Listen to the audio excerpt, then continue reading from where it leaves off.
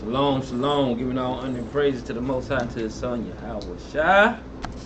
Coming to you on a hella day. Get edified in the Most High name, man. We all know this is a pagan hella day that they having today. Man, every song coming towards this way, man. Every single song came over towards this way was a what you call it, a Christmas song. This Christmas that, this Christmas that, and this Christmas is this and that. But we know we got common scriptures in the Bible that'll combat all of those things, especially concerning those holidays, man. Let's go to Jeremiah 10, man. Let's go on here and go into it. We're gonna pull a little history up too on Christmas and different things that we partake in on your Christmas. And but you know, the Most High spoke against these things, man. He had the prophets to write in this Bible against these things, and our people take hold of these customs without even a blink of an eye, man. You get there, I'll read it. The book of Jeremiah, chapter 10 and verse 1.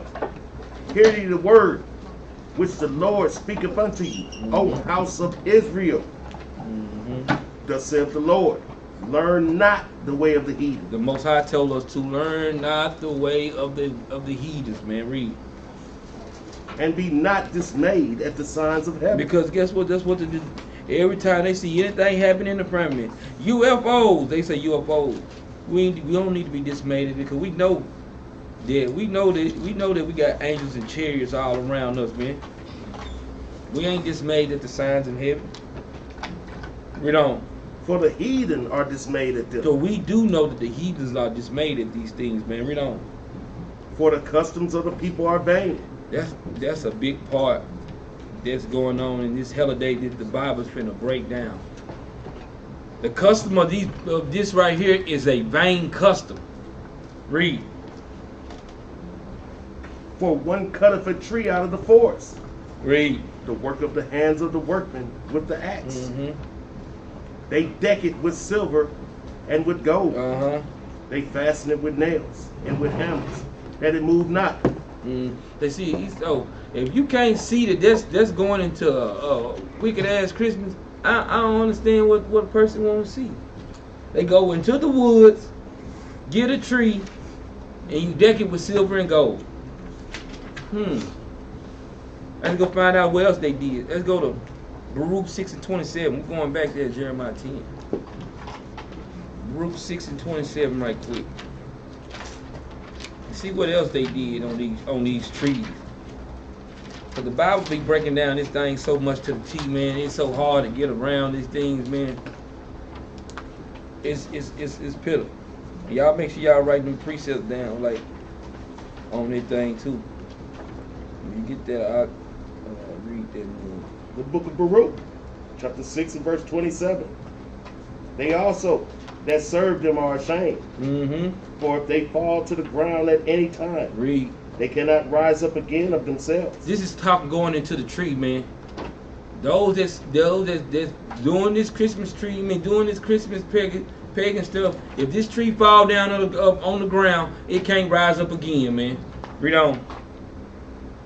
If one set them upright. But if one set the tree upright, read on. Can they move themselves? Can they move themselves, man? Read on. Neither, if they be bowed down. Immediately, if you bow down to it, still ain't gonna move. Read. Can they make themselves straight? Can they make themselves straight, man? Read on. But they set gifts before them. As unto dead men. They set gifts before them unto dead men, man. This is a pagan name. I'm talking about, man, the Bible don't miss nothing, man. You can try to play these games. Well, it just said it's decked with silver and gold, but the Bible also said it put gifts in front of it too. It's like a dead man, man. So you just put gifts in front of a dead man, man, putting it in front of the tree, man. Read that. Let's go back to Jeremiah 10, man.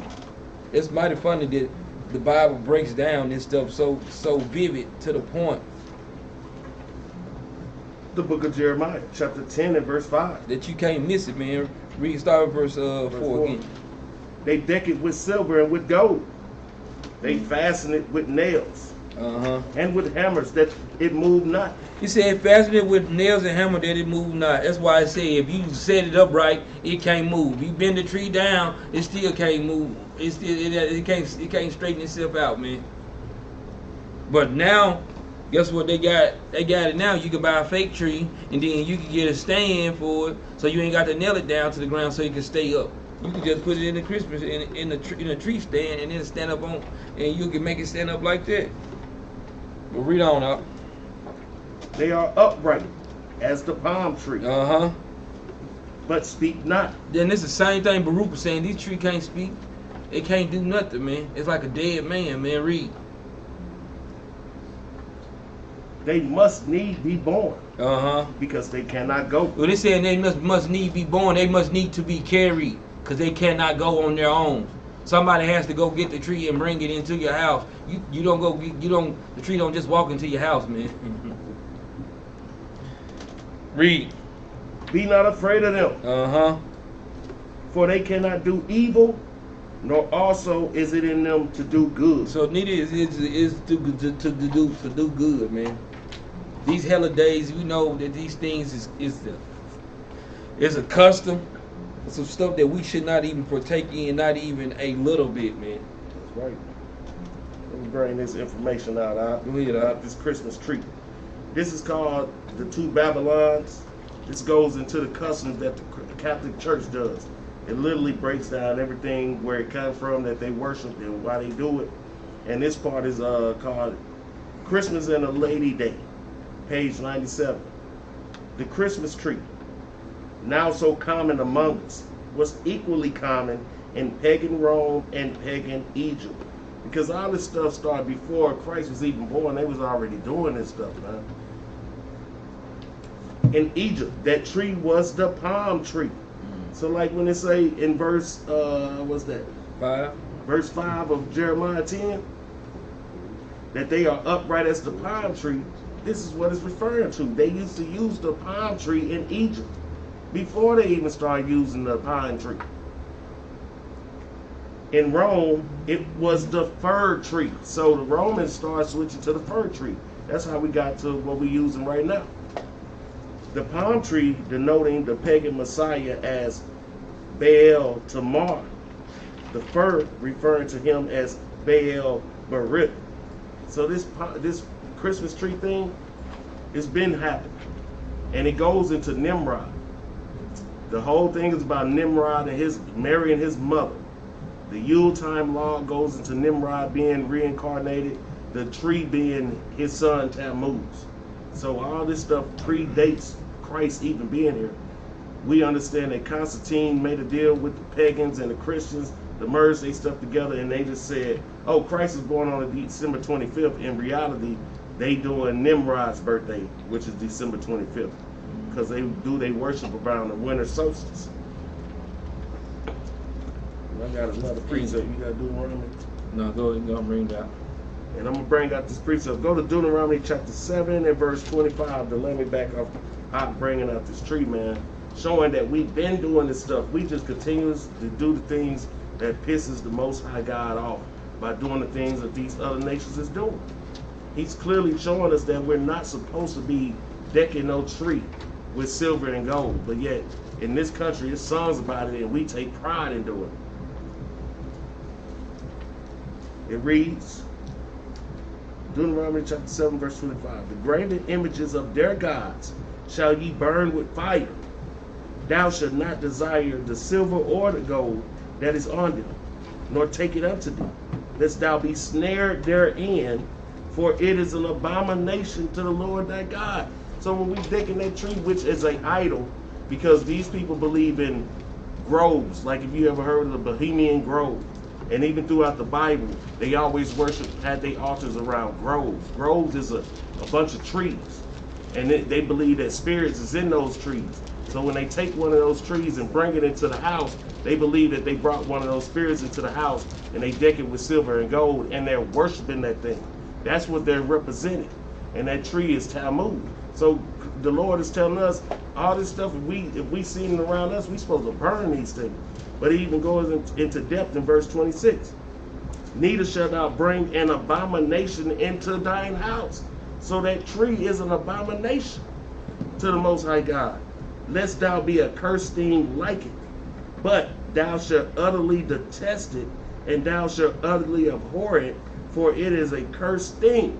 So every time our people is putting Christmas trees in their house, they bringing a cursed thing into their house, man. Those when they putting the mistletoe up, or they putting deck the halls with boughs of holly, and doing a Yuletide log and all that different stuff. All that has symbolisms of the pagans. And the Lord told us not to do it. Have no dealings with that. That's an abomination because you worshiping other gods. Come on. And we can go and tap into that Baal. What's that, tomorrow? That's in, matter of fact, let's go there. Judges chapter 20 and verse 33 right quick. Now this is going into when the Benjamites did wickedly that time. You know, I guess what they did, rape the sister or something, and they grabbed the sister and they cut her body up in like 12 pieces. Yeah, they did some wicked stuff. So Most High sent Judah over there. He sent a couple tribes over there the first and second day. I ain't gonna lie to you, them Benjamites wasn't no joke, man. They were tearing our asses up, man.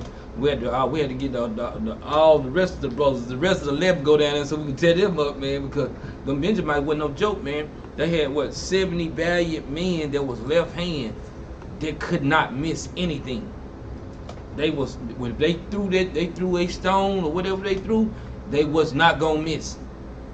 They had them, man. They had 70 valiant men that was not gonna miss nothing. Just like the same thing, what you call a sharpshooter. That Esau called himself sharpshooter. The Benjamites had that.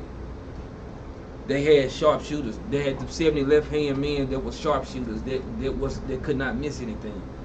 But this right here is just touching on how, but the Most High, but they got their butts handed to them. You know, all the brothers came, all the tribes came together. Yeah, we told they butts up, but one-on-one we couldn't get them. He said what he said. I think Benjamin, what he sent Judah down. He sent Judah down there first. He told Judah ass off the rack. Because you got to think about it. If you think about even the Benjamites' attitudes right now to this day, if you think about it, they got an arrogant type of vibe to them. You know, like they kind of like, you know, how Judah we'll be like all loving and forgiving. We all want love and forgiving. Benjamites don't play like that. They got the nonchalant. They don't play the attitude, something like that. That's why they say them Jamaicans, they some rude boys. Yeah, they like Judah with an attitude. Judah with an attitude, basically. They keep the attitude. Boy, they keep the attitude. They do keep the attitude like a move. Judges 20 and 33, right quick. 33 is what I want, but I want to read 32 because it's giving you more context of what it's going into. 32? Yeah. The book of Judges, chapter 20 and verse 32. The children of Benjamin said, they are smitten down before us, as at the first. Read. But the children of Israel said, let us flee and draw them from the city unto the highways. So what they did, the Benjamites were saying, telling them, man, we smitten already, man. They trying to get us up off of them, because we on their butts now.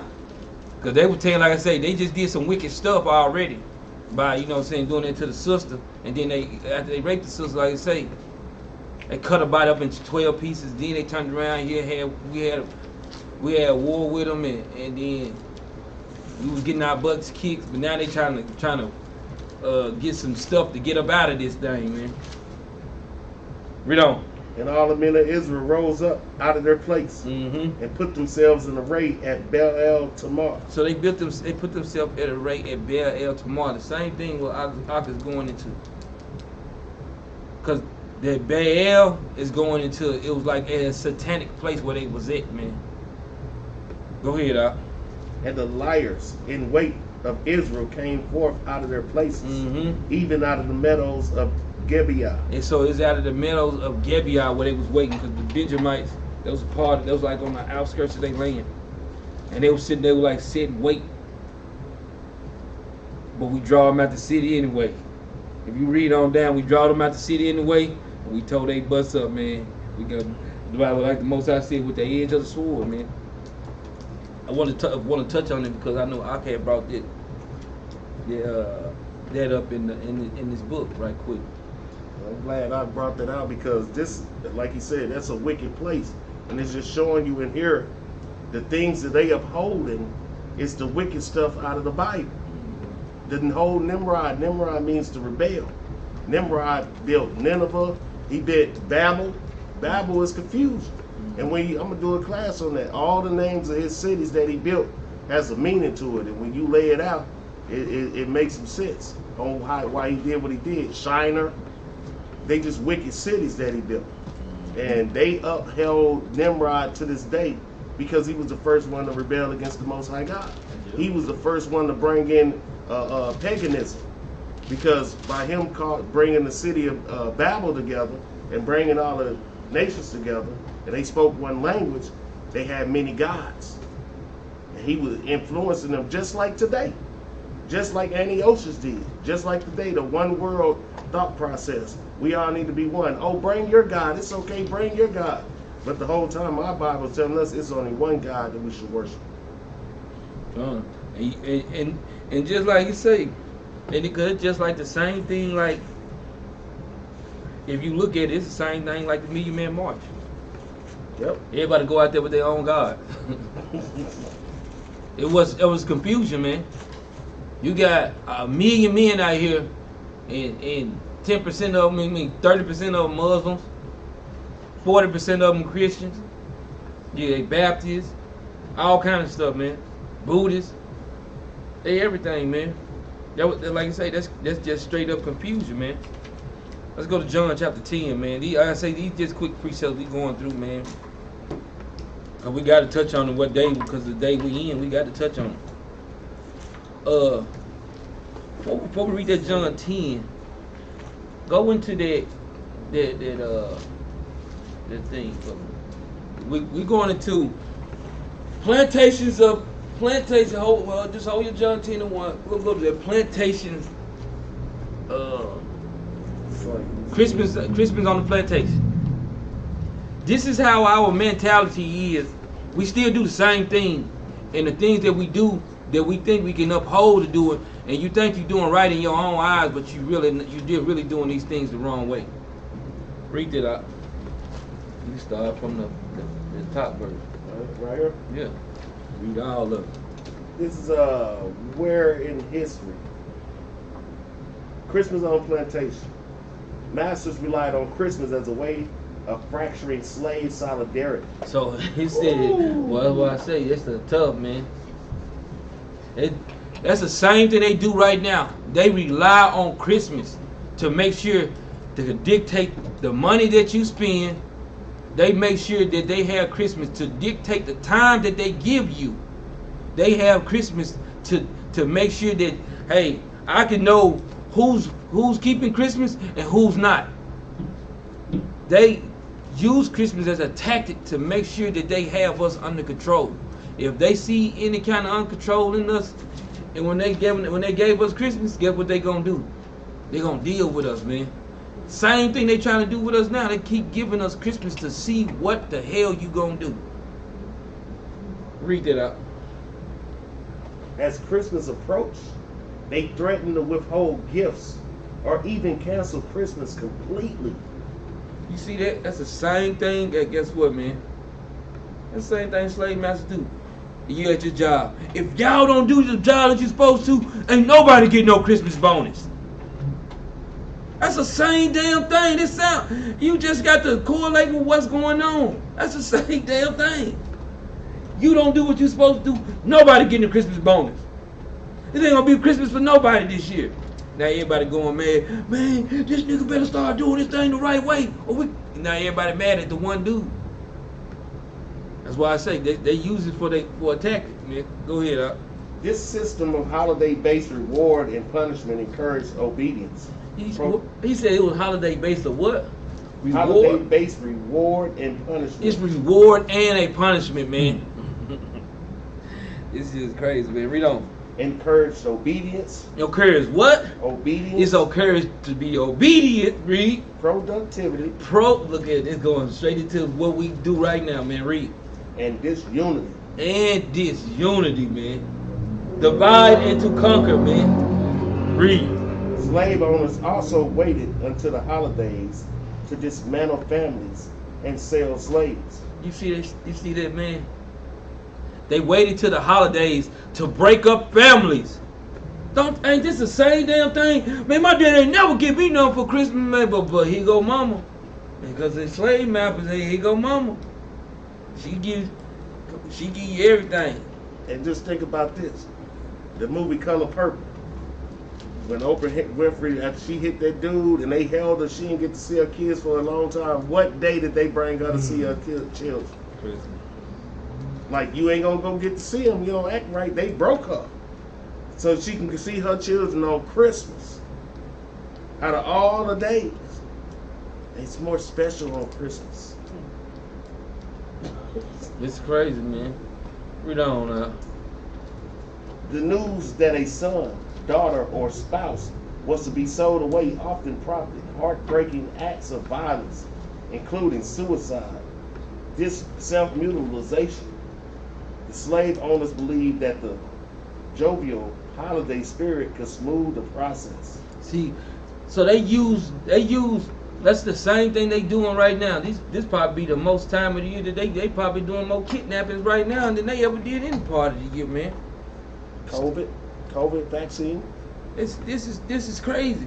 They show the good. That's why they have the goodness of how beautiful Christmas, and they on the flip side they doing all kind of bull crap, man.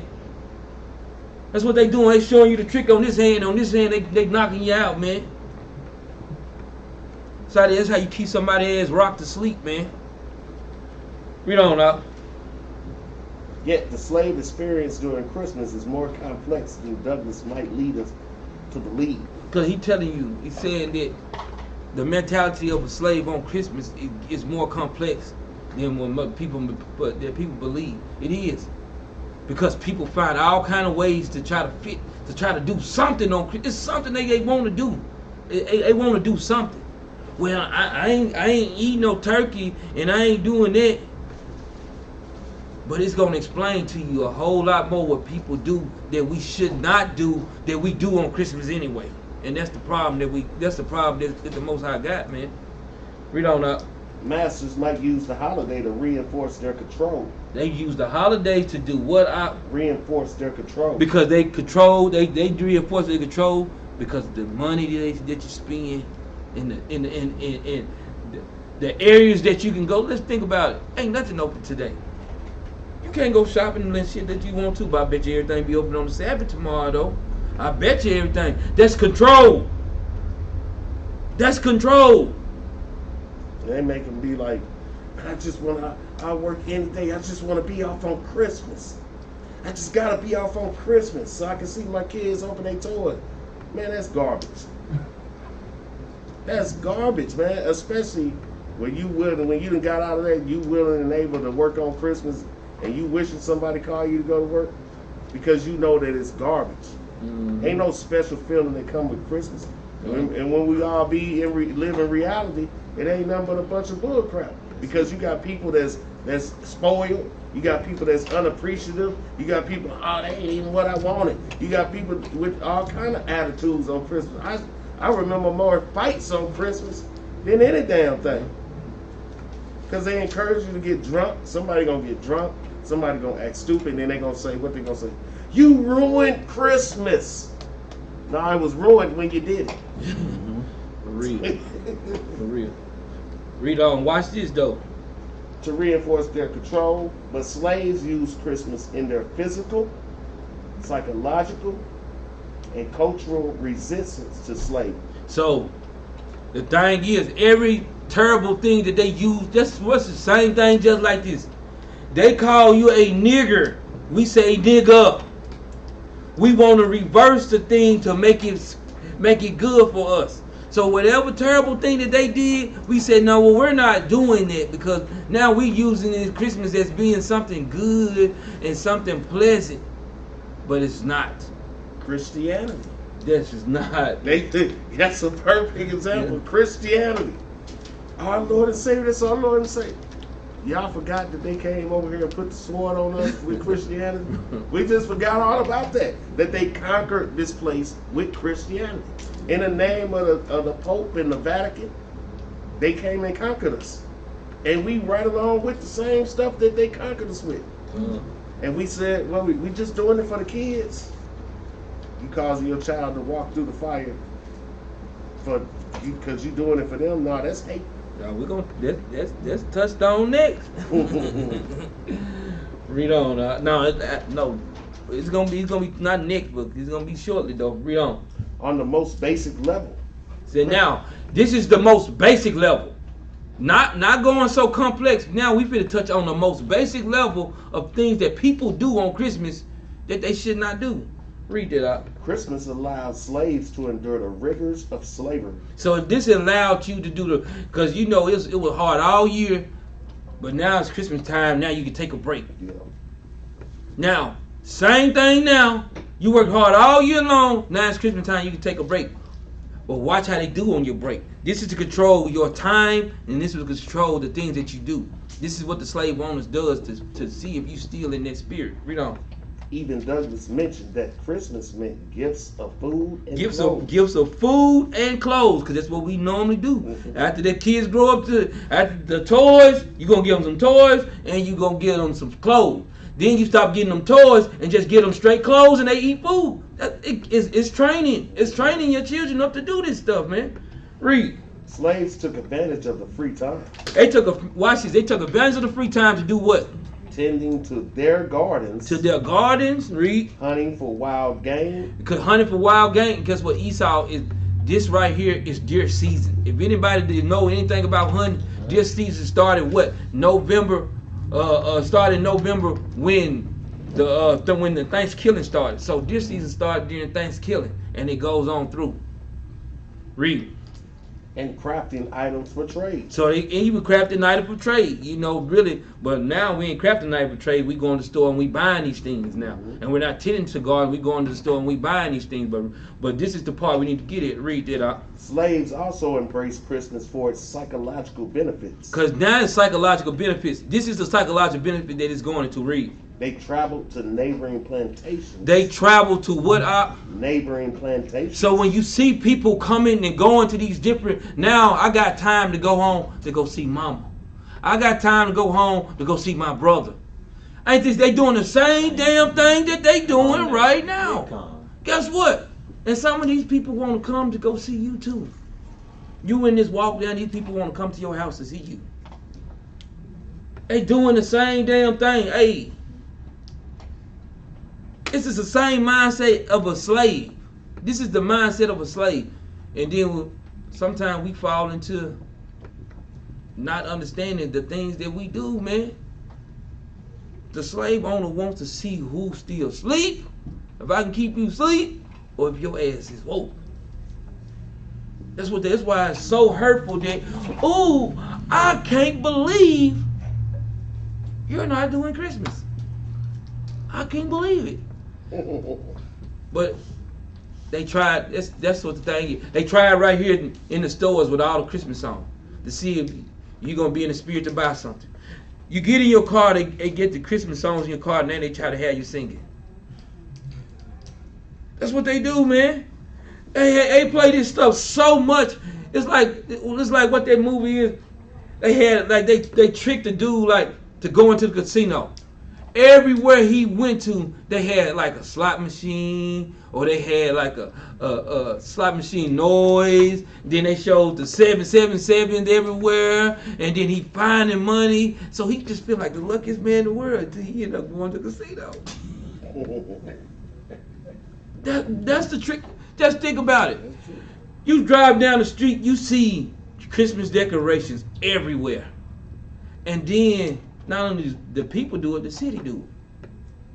So when you ride down the street and you looking at all the pretty lights and everything, it make you feel like you in the Christmas spirit, but your ass is broke as a joke because you done spend everything you have to try to get right. That's a joke, man. Got you having flashbacks of the Chipmunk Christmas song. For real. Peanuts, cartoon, Charlie Brown. They keep playing it every year. They gonna make sure they gonna get you in that Christmas spirit. Boy, They gonna do it, man. They gonna program you. But then on top of that, if that don't get you, I'm gonna give you time off so you can go home and see your family. So then they got the state troopers on the road. They tearing their asses up down the highway. Guess what? It's the state troopers on the highway the whole time pulling over travelers. If you think the slave master ain't sending them out there to go get them, man, who the hell do you think you fooling? Because if they was so much in the Christmas spirit, why y'all writing tickets? For real. You so much in the Christmas spirit, then why the toll road still got $1.17 if you get your butt on there, man? You in the giving mood, gon' give. You ain't giving nothing. You taxing. You putting a blanket over somebody's eyes, and then you tapping them pockets for them. You know what I'm saying? That's all you doing. Finish that out right quick. Let's see. They travel to neighboring plantations to visit friends and family. Mm-hmm. Sometimes taking advantage of the lax rules of the season. Mm-hmm. I like that. The lax rules of the season. Lax rules of the season. To stay away for weeks. Mm-hmm. And think about it. At work, you had certain jobs that when the Christmas time came around, stuff got a little more lax. They had Christmas parties and everything. You know, they taking it because it's Christmas time. Mm-hmm. Same right here. Guess what? Even I don't know if my boys, my boys when we moved here, they probably know. My oldest son probably know that, but I know my twins probably don't know it. But during the Christmas time, they let everybody off that was working at because the big thing back when we was living in Arkansas, the biggest thing was the rice mills. So during the rice mill, during Christmas time, they let you off for 2 weeks. 2 straight weeks. That's why I say for the lax rules of the season. The lax rules of the season. He said to let them stay away for weeks, because they gave they do this stuff right now to this day. They giving you weeks off, man. Because guess what? They gave these people weeks off with pay. Because they gone. Because guess what they doing? They hunt. And guess what? You'll go back to work, and guess what they doing? They still out there gone. And you back at work, but they gone still. You like, when such and such come back? Oh, he'll be back February the 1st. He gone. He at deer camp the whole time. Or he gone out of town enjoying himself. He probably got some flower shirt on, some tight ass shorts, and some stone toe sandals on the beach. With a sunburn on. Smoking him a dooger. For real. That's it on it. Yeah, a little more. Mm-hmm. As large groups came together, Man, this is the part. slaves celebrated through song and dance. Mm-hmm. These dances became a means of creating and preserving African American culture. You hear that stuff, man? I got a question. Why in the hell would they have that in there, man? I got 2 questions. African American culture. How was they preserving African American culture when African American didn't even exist yet, first and foremost? And how you preserve a culture? You preserving slave culture because you wasn't preserving Israelite culture. So getting together during Christmas, you preserving slave culture through dance is what they was doing because they didn't know who they were. African American culture. What is an African? We need to do a class on that. Let's go to Colossians 2:8, man. Because it's crazy. They literally got this. That's just crazy. To preserve African American culture. Boy, this is crazy. A byword culture.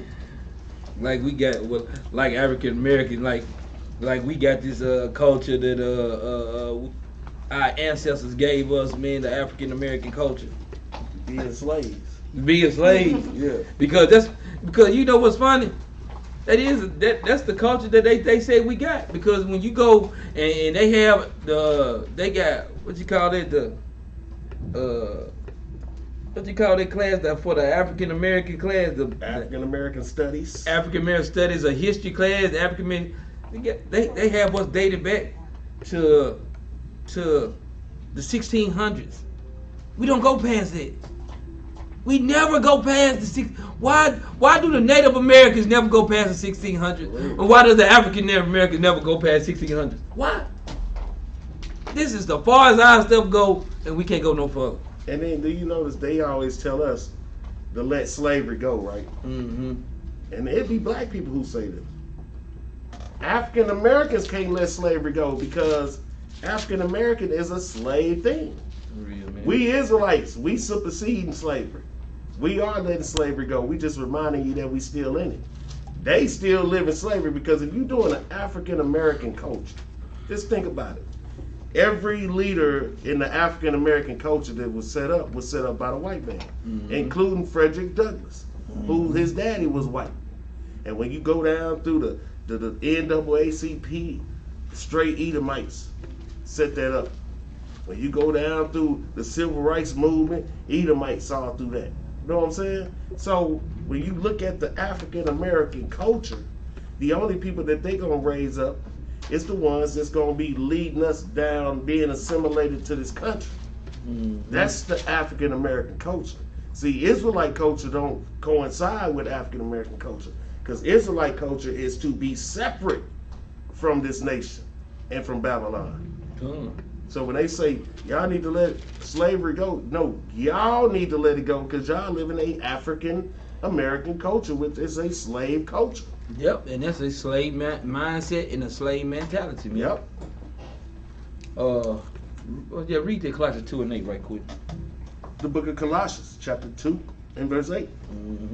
Beware lest any man spoil you through philosophy and vain deceit. He said, beware lest any man spoil you through philosophy and vain deceit, man. You know, everybody got philosophy and everybody got some damn old vain deceit, man. We can't let nobody spoil us with these things, man. We done woke up to the truth. Let's walk ye in it, man. Shoot, read on. After the tradition of men. After the tradition of men, to going into these holidays, man. Read on. After the rudiment of the world and not after Christ. Yeah, that's like it. It said after the rudiments of this world and not after Christ, man, because this is what a lot of us do, man. We go after the rudiments. When we celebrating these holidays, we going after the rudiments of this world, man. Some big old fat white Edomite coming down the chimney. He know that you're sleeping. He knows when you're awake. He knows when you are bad or good, so you better be good for goodness sake. I'm glad you brought that up. You ain't watching my children sleep. No. You better get you ain't coming in first and foremost. And what kind of old fat man got a bunch of little people running around everywhere? But this is the thing about Santa Claus, man. That Santa Claus, like Christians say, they're doing Christ's birthday, right? So we're going to touch on that tomorrow. But just think about it. Even them saying that, they removed Christ out the way and they put Santa Claus there. And as you see, like he just read off some stuff that we know about Santa Claus. Santa Claus is supposed to have magical powers. He know when you've been bad or good. He got riding on a reindeer with magical reindeer, riding on a sleigh. He can come into your house through the chimney. All types of different things. He live in the North Pole and this and that. He come in your house. He go in everybody's house and eat everybody milking cookies up. He can go around the whole world. He can go through everybody's house in one night. So this is, you know what Santa Claus is? A deity. Santa Claus is a idol. Yeah. They just said he really a demon when you really go into the true history of Santa Claus. But in this country, in the late 1800s, early 1900s, they made him more friendly. And that friendly Santa Claus that you got in front of you that they put up everywhere is a idol, man. And that goes against the Most High God. That goes against the first commandment of the Most High God. Don't put any other gods before me. That's what they doing. Not only is you disrespecting his son with just, I'm doing Christ's birthday, which you're not. You're setting up another idol. John. As a matter of fact, let's go to John 10 and 1, man. Let's go on here and touch it, man. Go to John chapter 10 and 1. Let's go into Santa Claus. That's in the Bible too. Because the same thing the attributes of Santa Claus, is right here. We're going to touch it, man. Read it out. The book of St. John, chapter 10 and verse 1. Verily, verily, I say unto you, he that entereth not by the door into the sheepfold, but climbeth up some other way. See, he said, he that enters into the sheepfold, not by the door, but he climbeth up some other way. Dang. How can you get to the sheepfold? He said, but you climbeth up some other way. How did Santa Claus get into your house without getting on your front door? He climbed it up some other way, going through your damn chimney, man. It'd be just like this. You'd be like, man, what's that noise on top? And next thing you see that 40 sticking up this damn chimney, like, and you got one way to go. And you come down this way, it's gonna be hell on you. You got one way to go. You gonna see them scaling them bricks trying to get up out that mud. He said, but he that entered into the sheepfold. But he said, not through the door, but climbing it up some other way. The same is a thief and a robber. He said the same man is a thief and a robber, man. Because they trick you with this Santa Claus. Let's go take pictures with Santa Claus. They trick you that Santa Claus brought the children the toys. Santa Claus ain't no but a thief and a robber because your mom and daddy done bought them toys. But you give this damn Edomite this praise as if he done did. He ain't did a damn thing. You would spend your hard-earned money and say, look what Santa brought you, and you want to give Santa? No. My daddy said, no, Santa Claus didn't buy you a damn thing. Son, I bought you that. Then after my daddy started buying me stuff, I had try to figure out a way to buy my own dang on stuff, man. And that was crazy too. Because the whole thing is built on a lie. It's built on the dang on lie, man. So we in the truth. But in the world, they want you to perpetuate a lie to your children. So you teaching them early a lie. And then when they figure out it's a lie, everybody devastated. Or somebody tell them, just think about that thought process. The big brother told the little brother, Santa Claus ain't real. Mama and daddy bought this stuff. Mama, he told me Santa Claus wasn't real. The brother told the truth. And the parents is being liars to the child. Now, what could that do to a child's psyche? Just realistic. That can do something. So now, damn, can I really trust my parents? They told me that an old white man brought my gifts. And they brought the gifts. Then they got mad at my brother because he told me the truth. And then you know how your mom and daddy, they tell the children, they play into the part. Hey, tell your children go to sleep. The children kind of go to sleep. They like, dang, they ready to wake up bad in the mud. But the parents get mad because they in there wrapping the presents up in the living room. And the children in there sleep. But the parents in there wrapping them toys up. They mad because the child wake up. Boy, take your boy back to sleep. What y'all doing in here? Take your boys back to sleep. Son, don't be dismayed. You see what you just seen. They in there wrapping them damn on presents, man. You don't supposed to be doing that wicked ass stuff, no way. And then you tell your kid to leave some cookies and milk for Santa Claus, but a whole year you tell them you better not open this door for no damn body. But this one day, this damn uninvited person can come into your house and it's cool.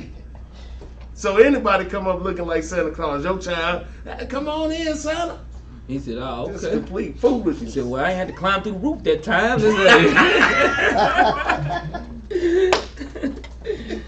Let's go to Revelation 11:8, man.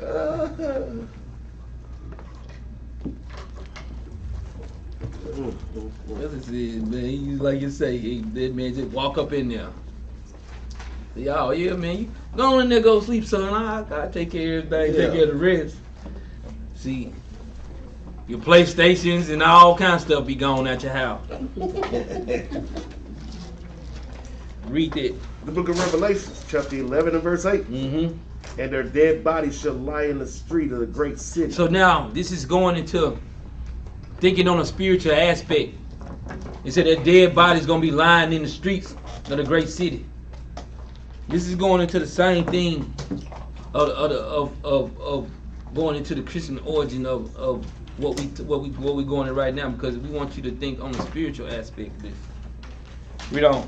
Which spiritually is called Sodom and Egypt. It's spiritually called Sodom and Egypt, man. And what Sodom did and what Egypt did, the same kind of customs and the vain things they did, we still do this right now to the Americas. Physical and spiritual. Read on. Where also our Lord was crucified. So also, how did they did this is a spiritual crucifixion. It's not a physical crucifixion because we still talking in a spiritual aspect.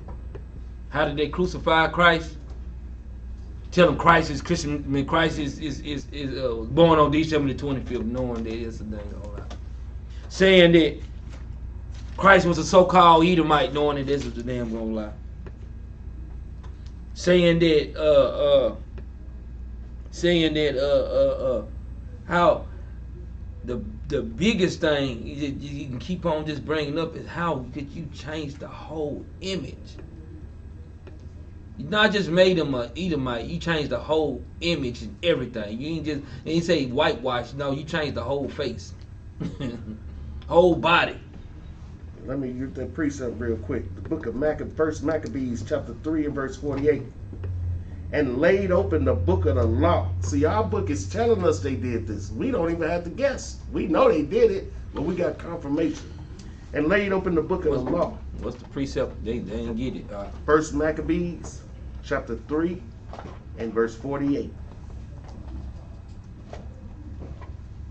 And laid open the book of the law, wherein the heathen had sought to paint the likeness of their images. Mm-hmm. So that's how he got spiritually crucified, when they laid open the book of the law and changed his images, changed their image. But let's go back to Revelations. If y'all got that, let's go back to Revelations 11 and 8. Give you the precept of what this dead bodies is going into. The book of Revelation, chapter 11 and verse 8. Mm-hmm. And their dead bodies shall lie in the street of the great city. Let's go to Ephesians chapter 4 and verse 14.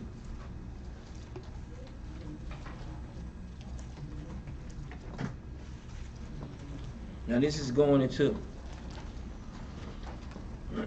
the Revelations 11 and 8 on to. We'll go back to get a little bit more understanding there. We don't. Which one? Ephesians 4 and 14. The book of Ephesians, chapter 4 and verse 14. Mm-hmm. That we henceforth be no more children, tossed to and fro. Shalaki. Ephesians 5 and 14. Shalaki. The book of Ephesians, chapter 5 and verse 15. 5 and 14. 14, Salaki. Salaskis. Wherefore he saith, awake thou that sleepest. So he's going into a spiritual aspect. He said, awake thou that sleepest, because he said our dead bodies is going to be lying in the streets. We are lying in the streets every day, lying wait. That's a prey, man, in this captivity. Read on. And arise from the dead. And did what? Arise from the dead. Read. And Christ shall give thee light. And Christ shall give us light in this spiritual Sodom in Egypt. It's telling us to arise and wake from the dead. Christ is the one that's going to spiritually wake us up from this dead state, man. That's in Revelation chapter 11 and verse 8. That's the same. That's the same thing in the spiritual mindset when we're looking on hindsight. What Christ is doing, waking us up from the dead, man. The word of the Most High is waking us up from the dead mind state. So let's go to what I was touching on a little earlier, man.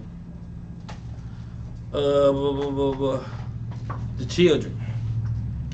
Leviticus chapter what? 18 21. and 21. Leviticus chapter 18 and 21. So he's telling us to arise from, like it say in Ephesians 5 and 14, telling us to arise from that dead state, man. Telling us to wake up. That's why in John 10 and 27 it says what? My sheep hear my voice, they know me and they follow me. Because when you go back to John, matter of fact, I should just hit on to that. Y'all want me to touch? I can touch on it right quick. Got a little time. Go back to John chapter 10, right quick. John chapter 10 verse 2. We need to touch on it right quick. The book of St. John, chapter 10 and verse 2. Mm-hmm. But he that entereth in by the door is the shepherd of the sheep. So, but he that entered in by the door is the shepherd of the sheep. This is going into Christ. Christ entered into the door. He is the shepherd of the sheep, man. But the one that climbed up the other way, he's not the shepherd of the sheep, man. Read on. To him the porter openeth, Mm-hmm. and the sheep hear his voice. And the sheep did what? Hear his voice. And the sheep hear his voice, man. Read. And he calleth his own sheep by name, Mm-hmm. and leadeth them out. So now, but that sheep that shepherd that comes in by the door, that is Christ. That's the difference between Santa Claus and Christ. He man put a difference between them, man. He wants you to understand now.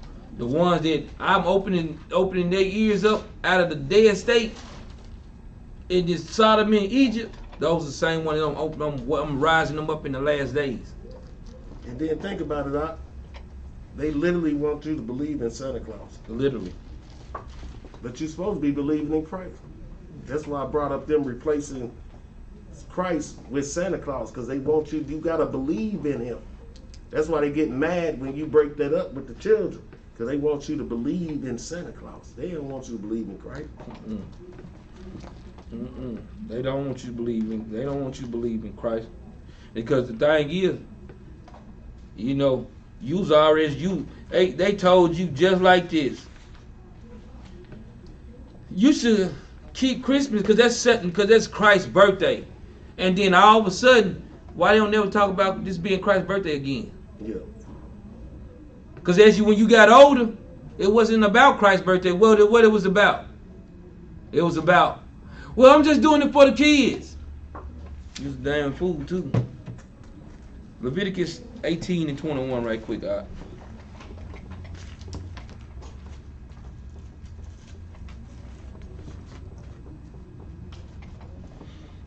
The book of Leviticus, chapter 18 and verse 21. Mm-hmm. And thou shalt not let any of thy seed Mm-hmm. pass through the fire of Malach. He said we should never let none of our seed, none of our children pass through the fire of Malach, man. And then fire of the devil, man. Read on. Neither shalt thou profane the name of thy God. Mm-hmm. I am the Lord. See, a lot of us talking about I'm just doing it for the kids now, but when you just doing it for the kids, you passing your children through the fire, man. Because now you don't taught them to do it. Now they gonna be teaching their children to do the same thing, man. Yep. That's how you passing your children through the fire. Because you done taught him to do it. Now he's gonna teach his children to do it. And we'll have to shake that, man. There you go. So we got to shake that. Let's go to Leviticus 20 and 2 right quick. Get some more on that. Because that's what our people doing, man. When you pass our children to the fire, hey, say what it say, man. That's what our people do. We want to get away with some stuff, man. And the Most High God's not pleased with that, man. Read that. The book of Leviticus, chapter 20 and verse 2. Mm-hmm. Again, thou shalt say to the children of Israel, Mm-hmm. whosoever he, I just want to go back. He said again, say to He the said children of again. Israel. That's why you got to reiterate again. Whosoever he be of the children of Israel, or of into strangers that sojourn in Israel. Mm-hmm. Ooh, I'm missing that whole slide. I'll read it. It said, and again, thou shalt say to the children of Israel, whosoever he be of the children of Israel, or of the strangers that sojourn in Israel, that giveth any of his seed unto Moloch, he shall surely be put to death. The people of the land shall stone him with stones. So whoever sending their children that's through the fire of Moloch, of the devil, he said, you shall surely be put to death. That's why we try to let people know how serious this thing is. That's why they, just like we know Halloween, just perfect example. It is no hands down the devil's day, but they made it seem fun for the kids. They dress up, they get candy. That's how they gonna work to make your child go through the fire of Malach. That's what they did with Christmas. Give them the Christmas feeling, presents, gifts. Let's have family fun so that we can cause our children to pass through the fire of Allah. If you know that if demons and death and hellfire is waiting at the end of it, you're not going to willfully go through that. Oh man, I see the lake of fire at the end of this. I'm not taking my children to it. But if they make it seem like, oh, it's all fun and family and gifts and food, then it's a good time. And you'll willfully go walk through that thing. That's just how it works, man. And we're trying to give our people warning that this thing is more serious than you think. Like our families putting up them Christmas trees and them little scraggly Christmas trees and decorating them. They think it's nothing, but it's more serious than what they think. It's way more serious than that. Let's go to Jeremiah 2 and 3, right? 33. Yep.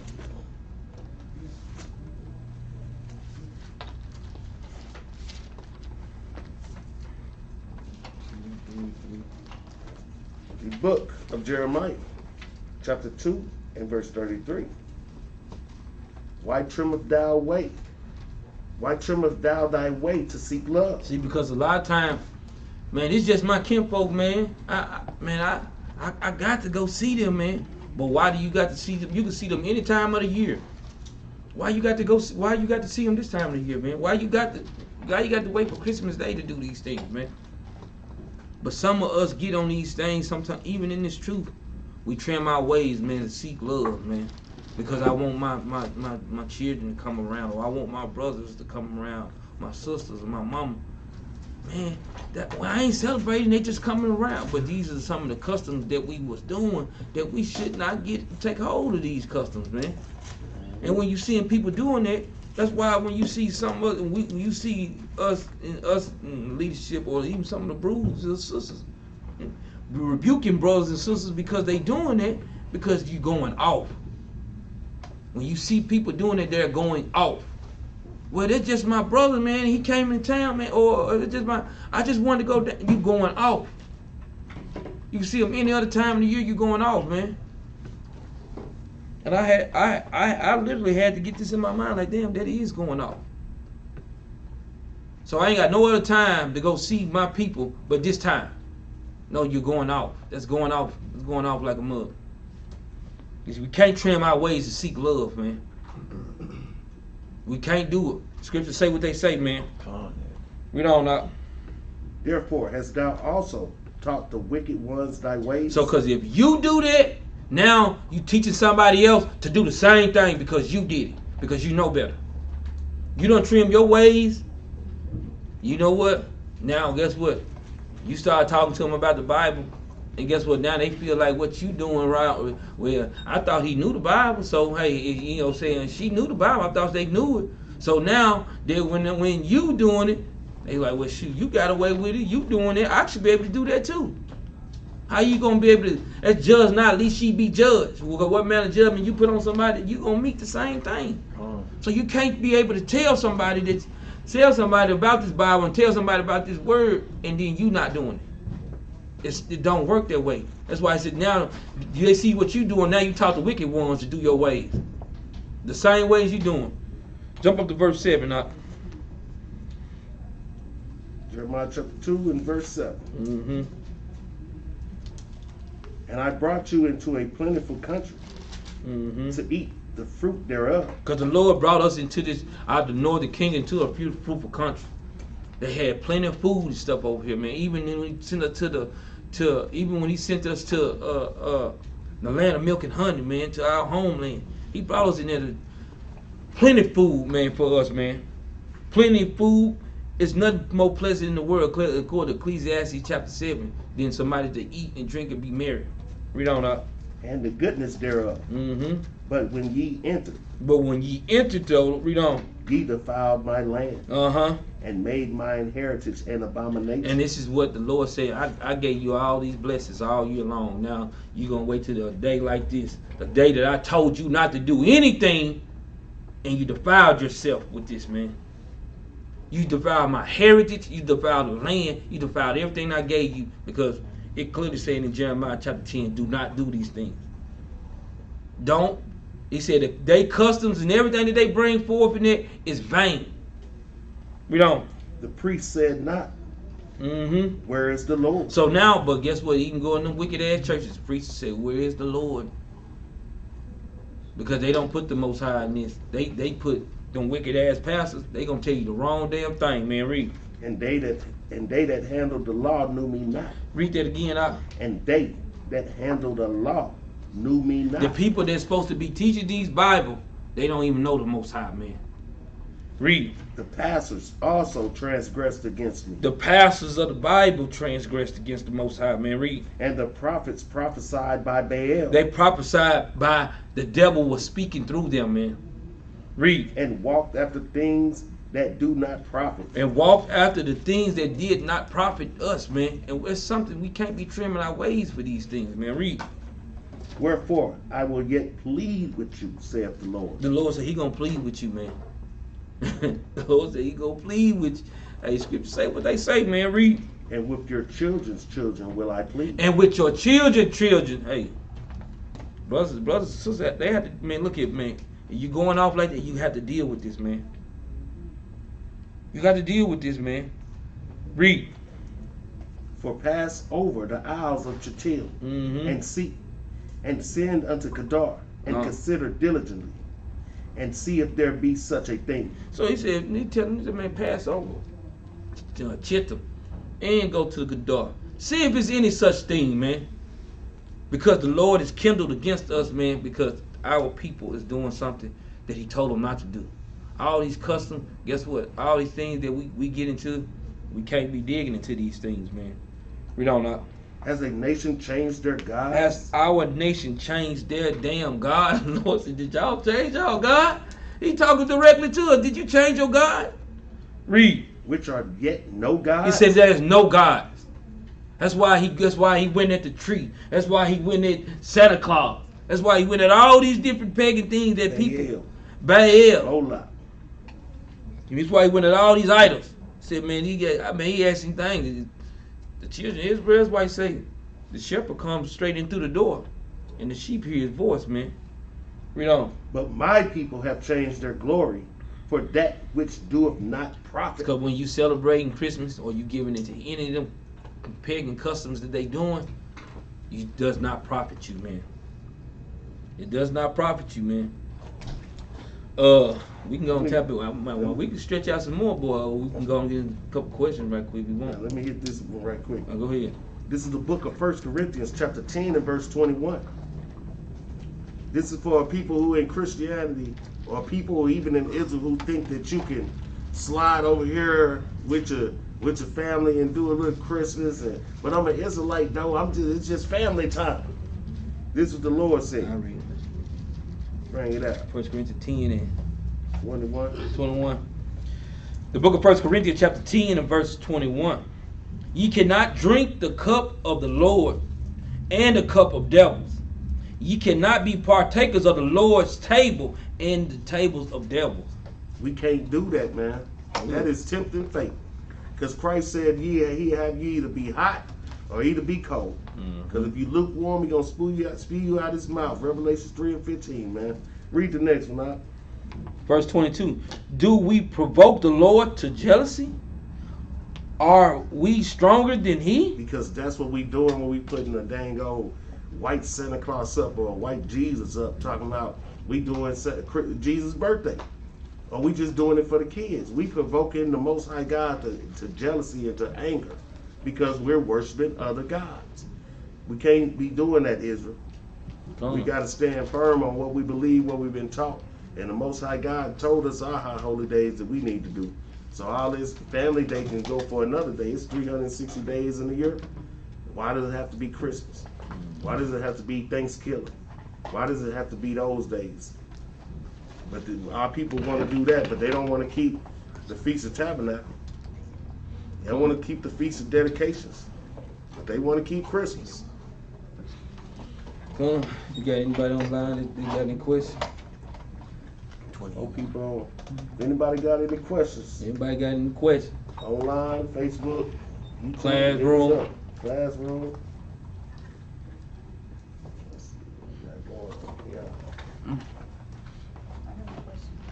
What you got? Okay, like, you know how like when you're on your, like, people text you or they call you and tell you Merry Christmas or Happy Thanksgiving. Are you supposed to respond to that? No. So, There ain't no response. Because they text saying stuff, but I haven't responded, that's why I guess. See, that's the reason why, that's the perfect thing that I just read, 1 Corinthians chapter 10:21. Ye cannot drink the cup of the Lord and in the cup of devil. Ye cannot be partakers of the Lord's table and the tables of devil. So the Lord said, you can't sit over here with me and do this over there with them. Just like a lot of times, they even try to trick you, you know, even you be at the store. Merry Christmas, when you buy your stuff, Merry Christmas. Yep. And a Happy New Year is like, oh man, like, brother, I don't celebrate that. I tell that, man, you just got to have it in your mind, because sometimes people, they'll trick you. They'll try to trick you, they'll suck you up into that. Merry Christmas.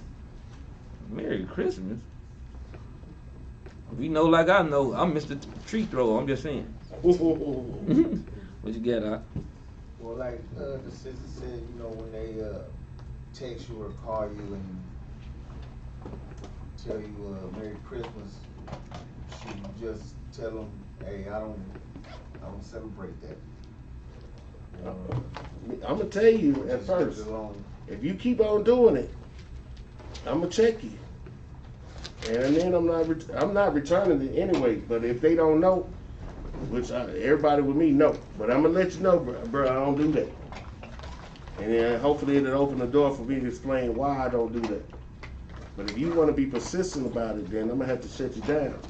But overall, if you just want to keep it simple, don't respond back to it. It's simple as that. In all these holidays, Happy Father's Day, Happy Mother's Day, just don't say nothing. Don't even entertain it. I'm gonna give you a precept on it. Proverbs chapter 6 and verse 16 and verse 5. Yeah, that's what I want. It says, everyone that is proud in heart is an abomination to the Lord. Because a lot of people, you'll tell them this sometimes, they don't want to hear you, but you tell them, no, I don't celebrate these Christmas, no, I don't celebrate these holidays, I don't celebrate these birthdays. It said, everyone that is proud in heart is an abomination to the Lord. Though hand join in hand, he should not be unpunished. So if you saying the same thing, they saying the same thing, trying to get you to soak into that. Well, maybe I say Christmas. You know, that'd be cool. I'll take the Christmas. They say Christmas, I say Christmas back. That's what's wrong with that. Though hand join in hand, though. Yeah, you can be partakers of saying it back and forth with them. Hey, if they get a plague on them, hey, the angels might go down the line and write down everybody they try to get you to go. Well, they tried to get her to go. Dang, she went, and you got right on the list too. Damn. I know the angels. You said Merry Christmas back, and the angel said, damn, I couldn't believe that. I got a precept for you. The book of Sirach, chapter 28 and verse 7. So remember this if they hit you up. Remember the commandments and bear no malice to thy neighbor. Remember the covenant of the highest and wink at ignorance. We could think ignorance, man, because they obviously do not know what they do. You can try to talk to them about it, if that's what you want to do, but ultimately you have to wink at ignorance. Yeah, you had to. You see anything pop up on your thing? What you got? I got a question. I just need some precepts for Isaiah 53 and 2.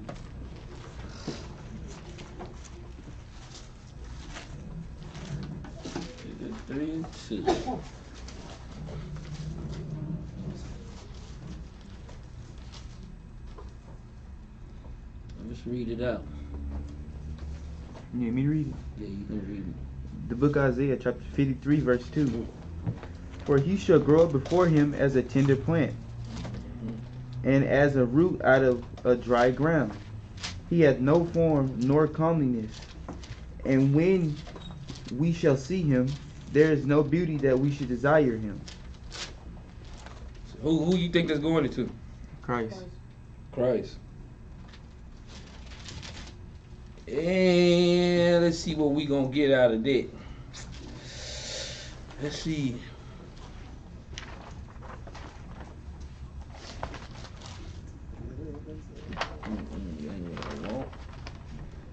Let's go into. He said he should grow up as a tender plant. Let's get it. We're gonna go. That's the 11:1. I was finna go there, but yeah, you can do 11:1 too. Read that. Read that, nigga, y'all. This is the book of Isaiah, chapter 11, verse 1. Mm-hmm. And there shall come forth out of a rod, out of the stem of Jesse, Mm-hmm. and a branch shall grow out of his roots. That's pretty good.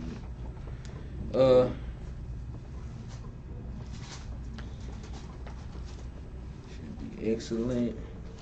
And or you can go Isaiah 4:2, but that part of the he said he's gonna grow up as a dry plant. Let's go to I don't know which one I want to go to first.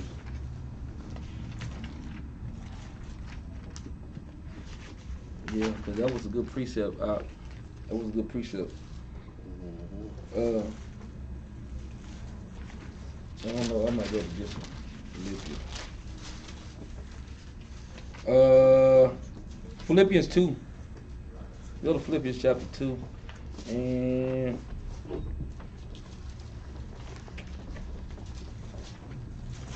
Philippians 2 and 7 right quick.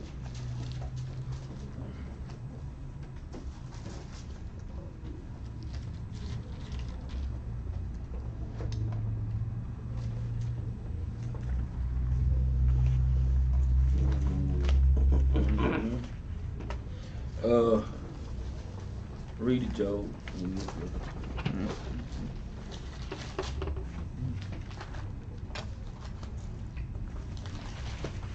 Which one is it? Okay. 2 and 7. Yeah. The book of Philippians chapter 2 verse 7. But made himself of no reputation, and took upon him the form of a servant, and was made in the likeness of men. So this is going in, basically going into the same thing. He said, but made himself of no reputation, and took upon himself the form of a servant, and was made in the likeness of men. What is that precept in with? John what? John 1 and 14. In fact, we'll read it right quick. Oh, John 1 and 14 said the word of God was made flesh and dwelt among us. It's going into the same thing. The word of God was made flesh and it dwelt among us. We don't. The book of Philippians chapter 2 verse 8. And being found in fashion as a man, Read on. he humbled himself and became obedient unto death, even the death of the cross. So Christ was the word of God that was a man that was made flesh. The same tender plant which he was with I was reading Isaiah 11, which also Isaiah 11 precepts with what? Revelations 20. Let me see. Revelation 22 and 16. Be con on that. Revelation 22 and 16. Okay. You read. The book of Revelations chapter 22 verse 16. I, Jesus, have sent my angel to testify unto you these things in the churches. I am the root and the offspring of David, and that bright and morning star. So when you go back to Isaiah 53 and 2, he said, and shall grow up before him as a tender plant, and as a root out of dry ground. He said, I am that root. Christ said in himself out of his mouth, I am that root. Just to get you precept upon precept when you're going into that. Even when you're going into, what's that, Proverbs, no,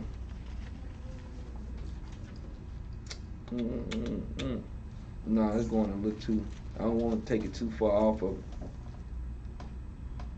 But to get some more precepts on Christ and his understanding, Proverbs chapter 8 verse 22 on down goes into Christ. 22 on down. 22 on down goes into Christ. Colossians 1 and 16. Let me see. Also that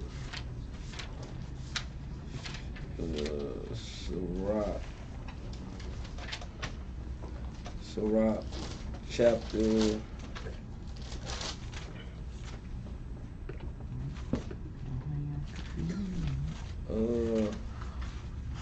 Sirach chapter 24 and 9 goes into the same thing too, going into Christ. You know, going into the same thing as John 1 and 1, John 1 and 14 on how Christ said he was there before the world was made. You know, and also that the prophecy of that too, that he was supposed to come through the bloodline of David. Let's go to 2 Samuel to get more on that. 2 Samuel chapter 7. Yeah. 2 Samuel. This is the prophecy that he's supposed to come through the bloodline of David. 2 Samuel chapter 7 and verse 12. You started verse 12. The book of 2 Samuel chapter 7 verse 12. Mm-hmm. And when thy days be fulfilled, and thou shalt sleep with thy fathers. This is Nathan the prophet coming to talk to King David. He's saying though, when your days be fulfilled, when you come to the end of your life and you're going to sleep with your father, after you die, read on. I will set up thy seed after thee. He's going to set up your seed after you, read. Which shall proceed out of thy bowels, and will establish his kingdom. Now he said, I'm going to set up a seed after your bowels, going to establish the kingdom. So, but you know that King Solomon was reigned after David, because that was David's son that was appointed to reign after David. Read on. Verse 13. He shall build an house for my name. I will establish the throne of his kingdom forever. So was King Solomon's throne established forever? No. He only reigned 40 years. So we knowing this is going into Christ. Let me get a precept on that.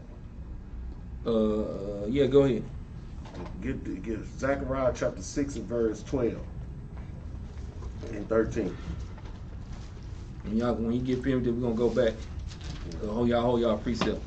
And said, and speak unto him, saying, thus speaketh the Lord of hosts, saying, behold, the man whose name is the branch, and he shall grow up out of his place, and he shall build the temple of the Lord. Even he shall build the temple of the Lord, and he shall bear the glory, and shall sit and rule upon his throne, and he shall be a priest upon his throne, and the council of peace shall be between them both. So that's showing you Christ gonna set up that temple. Yeah, Solomon did the physical temple, but Christ gonna have the everlasting temple.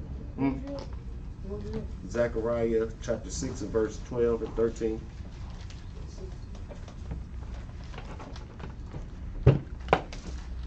Now make sure y'all write the precepts down. But all this right here say is going basically just touching on Isaiah 53. But it goes into the same thing. Go back to 2 Samuel chapter 7. The book of 2 Samuel chapter 7 verse 14. You started 13 again. 13. He shall build an house for my name, and I will establish the throne of his kingdom forever. He said he's going to establish his throne, his kingdom forever, which is like you say, he's going into Christ. And I just broke that perfectly down in Zechariah, man. Read. I will be his father, and he shall be my son. He said, I will be his father, and he shall be my son. Read.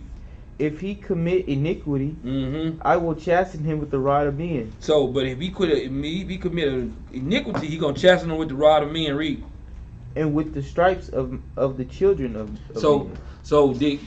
so when Solomon went off, did he ever get punished for it? But who got punished for it? Let's go get that, man. 1 Peter 2:24, right quick.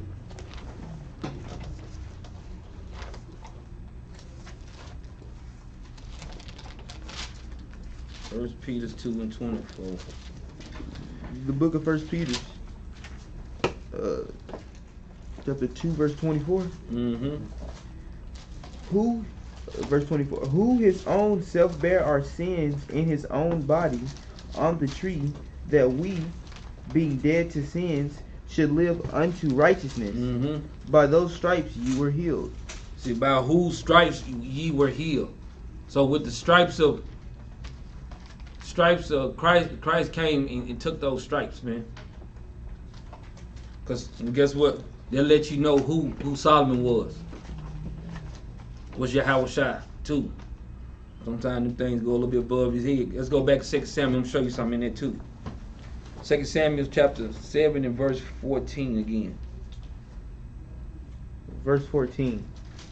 I will be his father, and he shall be my son. He said, I will be his father, and he shall be my son. Watch this. Go to Hebrews 1 and 5 right quick.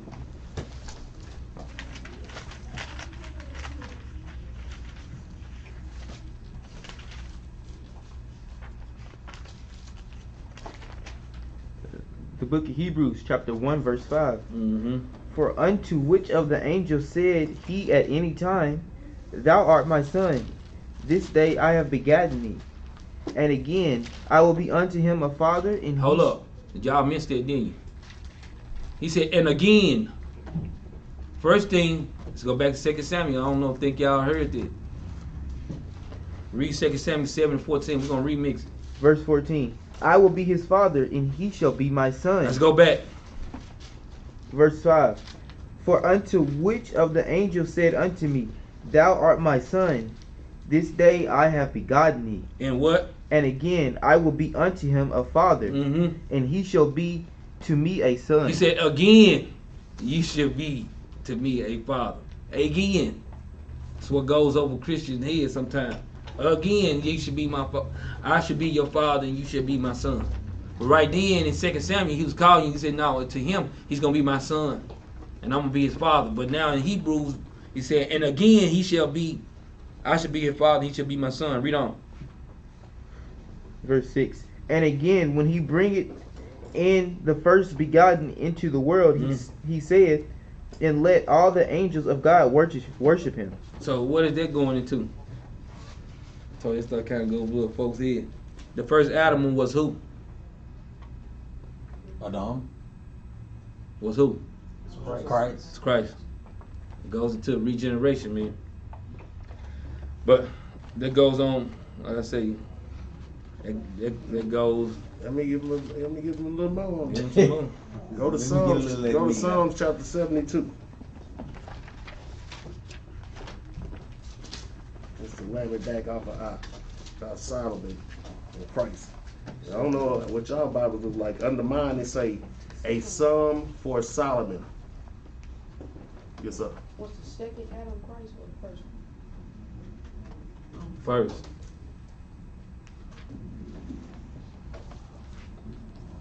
Oh man.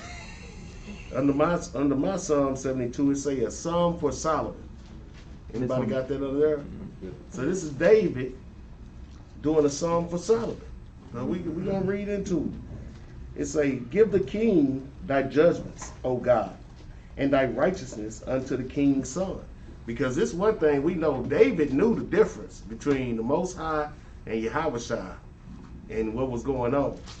So he say, "And he shall judge thy people with righteousness, and thy poor with judgment.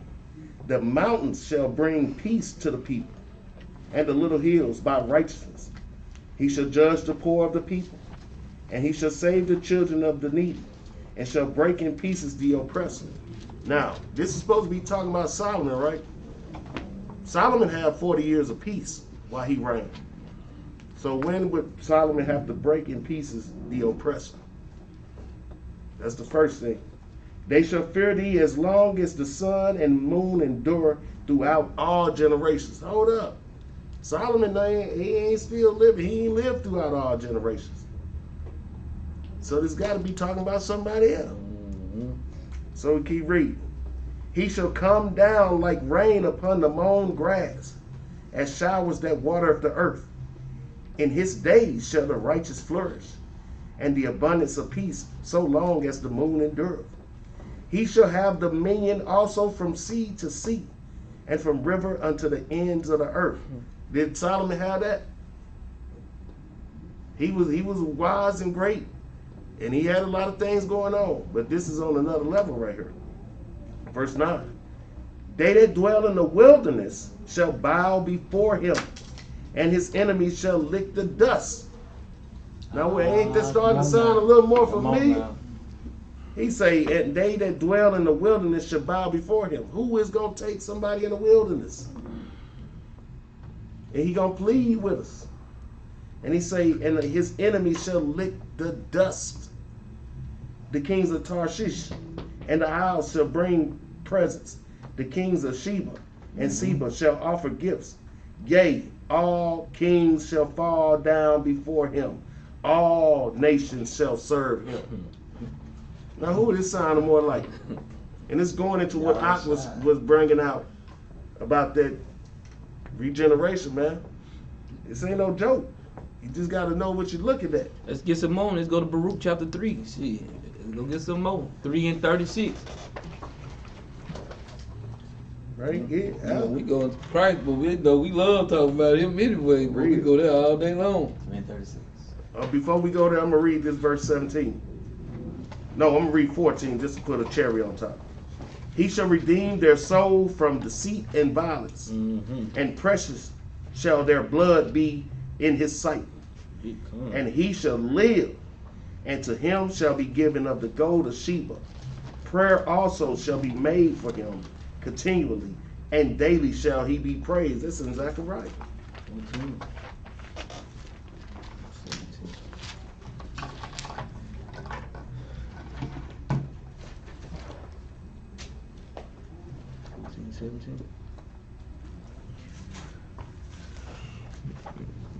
The book of Zechariah, chapter 14 and verse 17. It's a precept to that. And it shall be that whosoever will not come up of all the families of the earth unto Jerusalem to worship the King, the Lord of hosts, even upon them shall be no rain. And if the family of Egypt go not up and come not, that have no rain, there shall be the plague, wherewith the Lord will smite the heathen that come not up to keep the Feast of Tabernacles. So even when the Lord come back, he going to make these heathen nations keep the Feast of Tabernacles. So why our people think we ain't got to keep it right now? Come on. So in Baruch chapter 3 and verse 36, it said that he had found out all the ways of knowledge, and had given it unto Jacob his servant, and to Israel his beloved. Verse 37, after did he shew himself upon the earth and converse with men. Who was that? Going into Christ too. Let's go. That's a precept for John 1 and 14. What we just read in Philippians 2 and 7. These are precepts. Anybody else?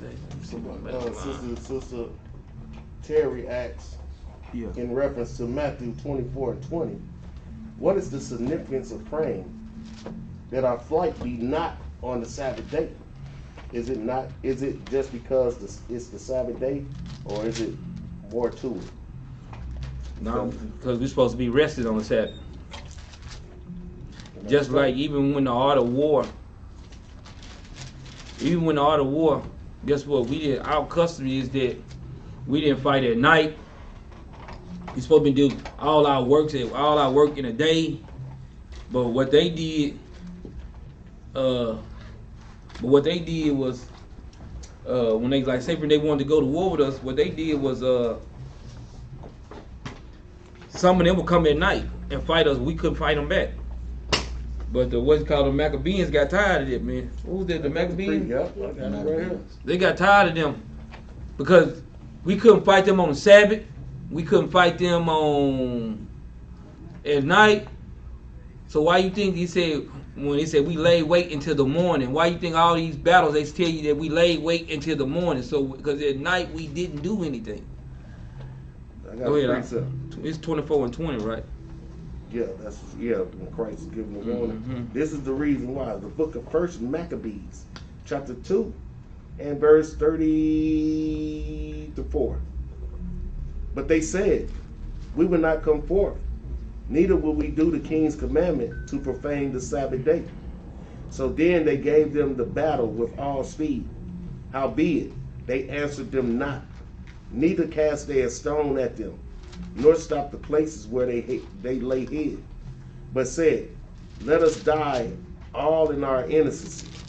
Heaven and earth shall testify for us, that ye put us to death wrongfully. So they rose up against them in battle on the Sabbath day, and they slew them with their wives and children and their cattle, to the number of 1,000 people. So it goes into it was the Sabbath day. We wasn't doing nothing. They didn't even put stones to block. First Maccabees chapter 2 and verse 34. So we didn't even fight back on the Sabbath day. And them people knew that we would do that we would keep the Sabbath day holy. So we wouldn't fight them back. So that's why the Lord say pray it don't be on the Sabbath day, because them people dirty, man. Yeah. Even well, we like to let's go to the account of Mark. Let's go to Mark 13 and 18. It's saying the same thing. 13 and 18. Mark 13 and 18. I'm going to do. That's another thing I want to get out of John.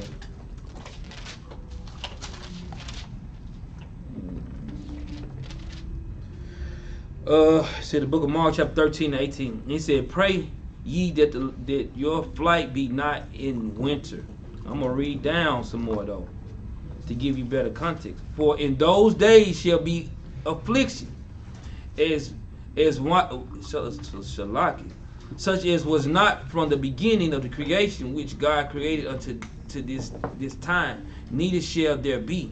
So he's saying because you got to pray for it, because it's going to be a lot of affliction. If it do happen on Sabbath, it's going to be a lot of affliction. It's going to be a lot of stuff coming on, but our custom was never to do the travels on the Sabbath unless it was going towards the temple. It wasn't the travels to do anything else except worship. So is that what flight? Because I've been dealing with that for years. Yeah, it's travel. Flight Is travel. It's going to the travel. Even if you go into the Zondervins and your blue level, it's also going into travel, because our custom was never to travel on those days.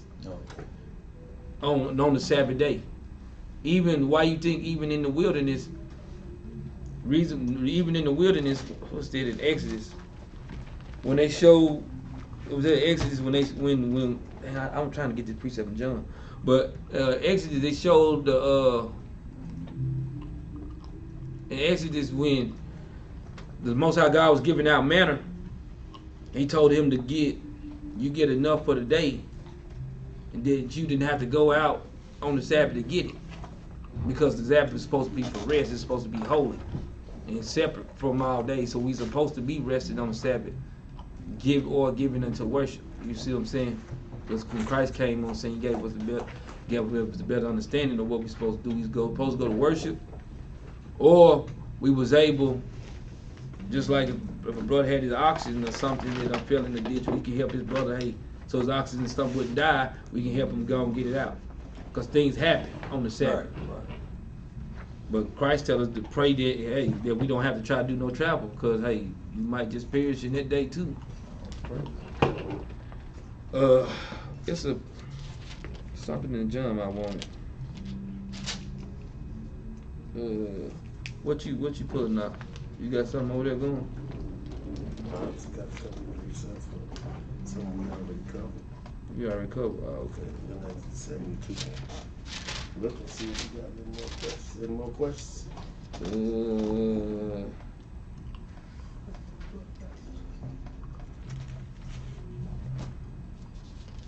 a precept in John 1.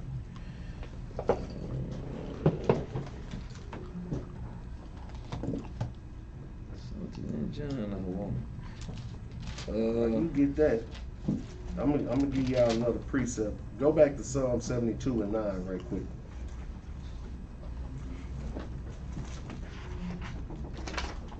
Psalm 72 and 9. 72 and 9. The precept that'll go along with that to really lock it in about Christ is Ezekiel chapter 20 and verse 35. Going into the wilderness. They that dwell in the wilderness shall bow down before him.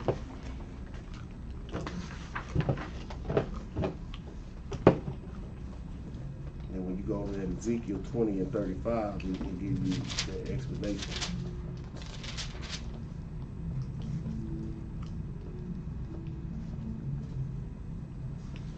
And that's Ezekiel 20 and 35. Somebody read that for me.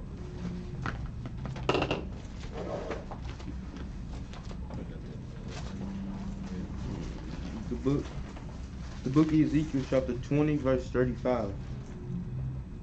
And I will bring you into the wilderness of the people, and there I will plead with you face to face. Read on. Verse 36. Like as I pleaded with your fathers in the wilderness of the land of Egypt, so will I plead with you, saith the Lord God. So this is talking about us going back into the wilderness. This is Christ. So when you're reading in Psalm 72, that's another precept showing you, letting you know that this is David is talking about Christ. But the name of the chapter is called the Psalm of Solomon, a Psalm for Solomon. But it's talking about Christ. There you go. Let's give you some. Yeah. Yeah, real.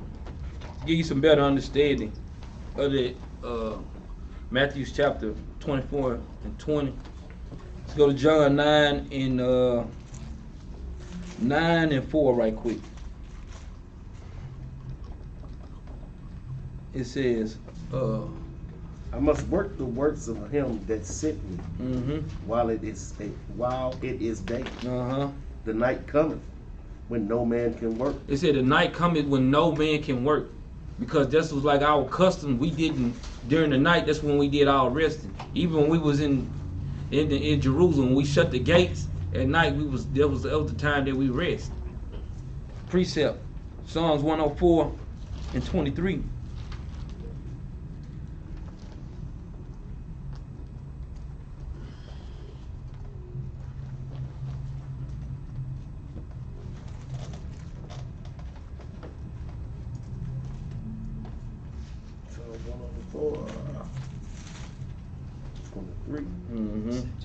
The book of Psalms, chapter 104, verse 23. John 9 and 4. Okay, thank you. In Psalms 104, verse 23.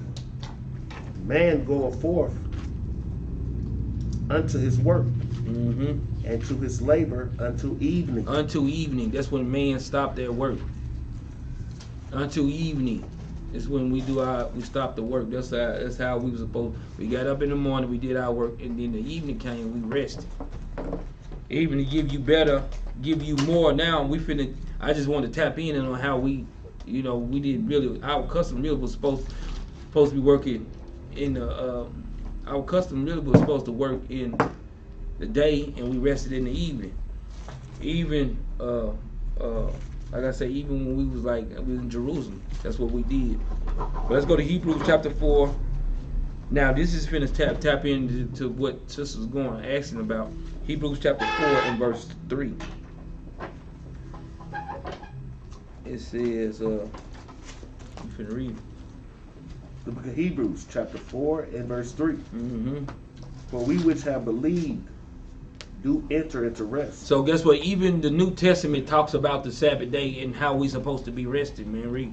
As he said, as I have sworn in my wrath, if they shall enter into my rest, although the works were finished from the foundation of the world. He said, I sworn by. He said, in my wrath I sworn this, man, because in Sabbath is a holy day, man. We supposed to be really keeping this holy and separate, man. Read on. For he spake in a certain place Mm-hmm. of the 7th day on this wise. So he spoke in a certain place on the 7th day of this wise. Read on. And Yahweh did rest the 7th day from all his works. So yeah, even the Father which is in heaven rested on the Sabbath day for all his works, man. Read. And in this place again, if they shall enter into my rest. Seeing therefore remaineth that some must enter therein. Mm-hmm. And they do whom and they to whom it was first preached enter not in because of unbelief. So because guess what, a lot of people, if it did come on Sabbath, they'll move anyway because of unbelief. Because the Sabbath is supposed to be a rest. Jump down to verse 9. Verse 9. No, go on, read on down. Okay, we read down because I want to get down to 11. We'll read all the way down to 11. Verse 7. Again, he limited a certain day, saying in David. So he limited a certain day, saying in David. Read on.